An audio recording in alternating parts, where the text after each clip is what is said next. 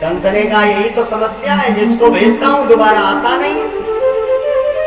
नारद जी ने कहा तो भी एक काम करो, कृष्ण के चाचा हैं अक्रूर जी, जो कि तुम्हारे इस समय मंत्री हैं, अक्रूर जी को भेजो।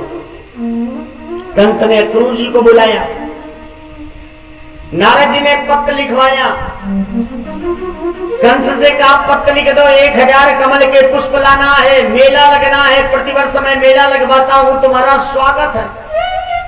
और यहाँ पर वीरों के द्वारा कुश्ती लड़ी जाती है, अगर तुम विजय प्राप्त करोगे तो कंस के द्वारा तुम्हें इनाम भी दिया जाएगा। पत्र लिख दिया गया कंस को, कंस ने अक्रूर जी को दिया, जाओ ब्रजमंडल।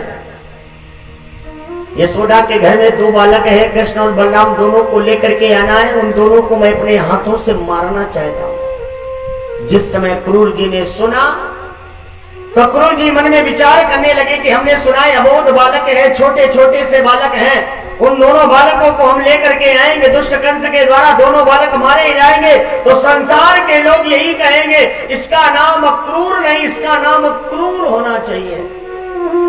तो नारद जी ने जाने से मना कर दिया। जब मना कर दिया तो कंस ने कहा अगर तुम्हारे द्वारा पत्र लेकर ब्रजमंडल धाम नहीं जाया गया तो मैं अपने हाथों से तेरा वध कर दूंगा।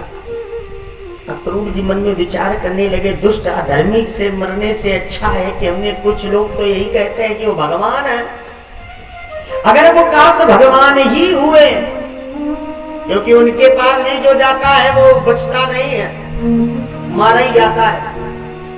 तो अगर वो भगवान हुए, उनके द्वारा अगर हमें मार भी दिया जाएगा तो कम से कम हमें परम धाम तो मिल जाएगा। गोविंद भगवान की जय हो। अक्रूर जी चले, पत्त लेकर के चलते चलते शाम हो गई अक्रूर जी को, वो धूल बेला में गए। परीक्षित जी ने कहा महाराज ब्रजमंडल और मथुरा की दूरी मात्र 23 किलोमीटर, लेकिन महाराज जी को शाम क्यों हो गई?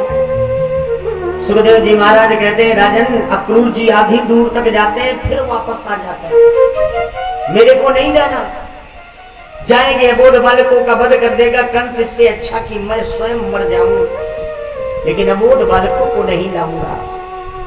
इस वजह से बार बार अक्रूर जी वापस हो जाते हैं, लेकिन फिर ब्रजमंडल की ओर बढ़ जाता है।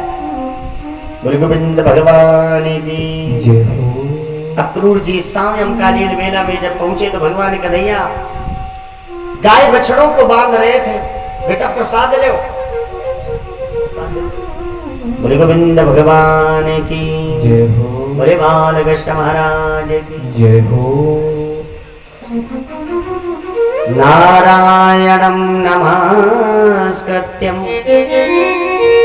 नरं चैव नरोत्तमं देवीं सरस्वतीं व्यासं ततो जयमुदीरये।